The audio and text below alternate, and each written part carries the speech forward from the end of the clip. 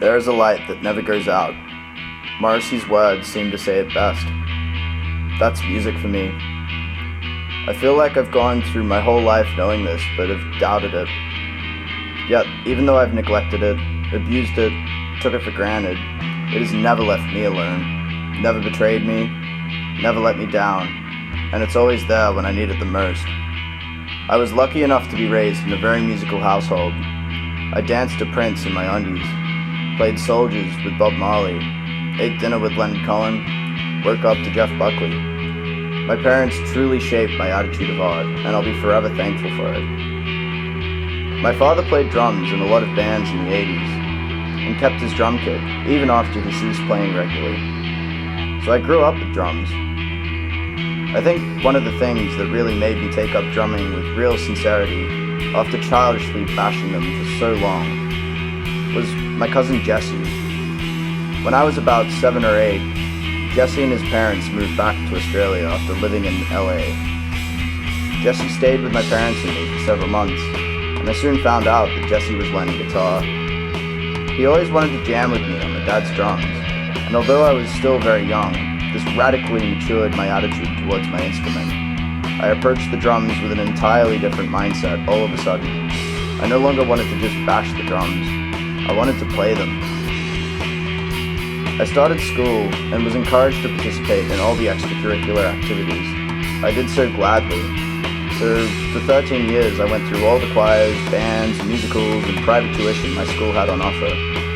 This period of my life taught me a lot about the creative process behind music, and so began my aspirations to create music of my own.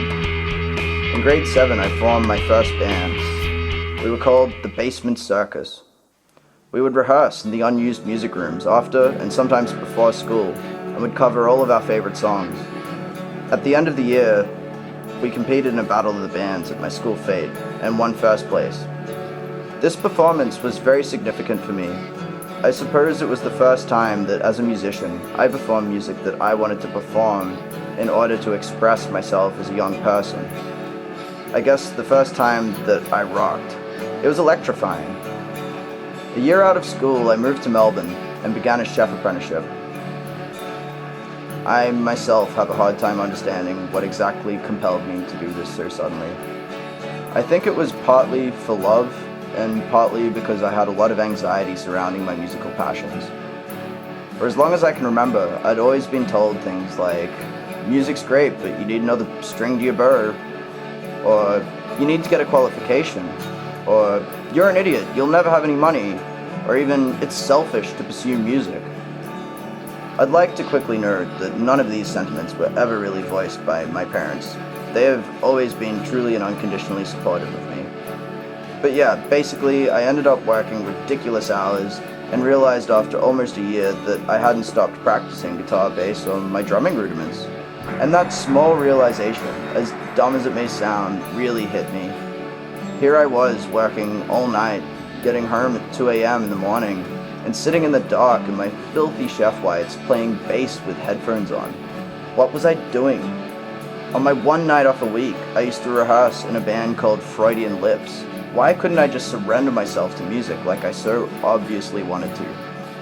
I honestly didn't know, so I gave up the kitchen and made a promise to myself that I was going to give music the unconditional love that it had given me for so long, that I'd never doubt it again. The girl I had moved to Melbourne for broke up with me. My dad had been working in Melbourne for a job, and when he finished, my lease had run up, so I thought, thank fuck for synchronicity, and decided to come back home and start to focus on what it was I was going to do musically. Upon arriving home, I immediately stumbled across a house for lease with a purpose-built room for a music studio. I also happened to join a band straight away as well.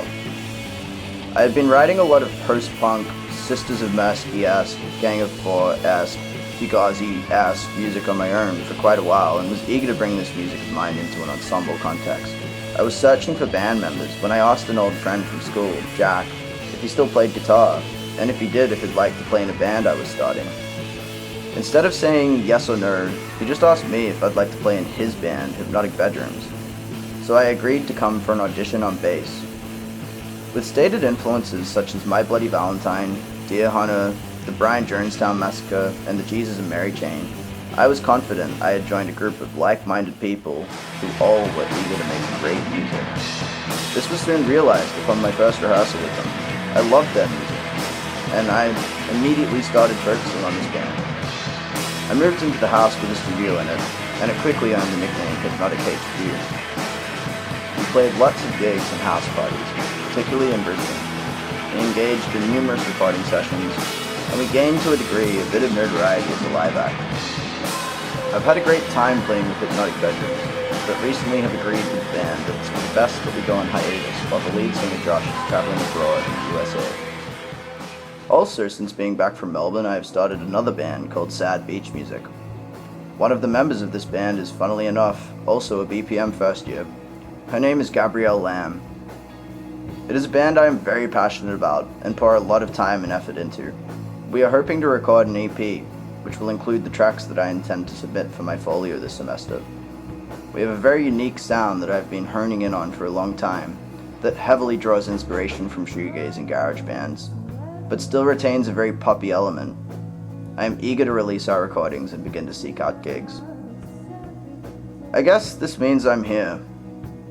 I know how I got here, even though sometimes to me it seems like I don't, and I'm ready to work hard for something that has always loved me. I feel like, as much as I am doing this course for myself, I'm also doing it just to honor the unconditional support music has given me through my life.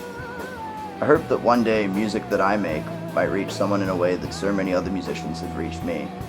And if I can accomplish that, I will have truly succeeded my objectives as an artist. My name is Oliver Rumpf, and I am studying a Bachelor of Popular Music at Griffith University.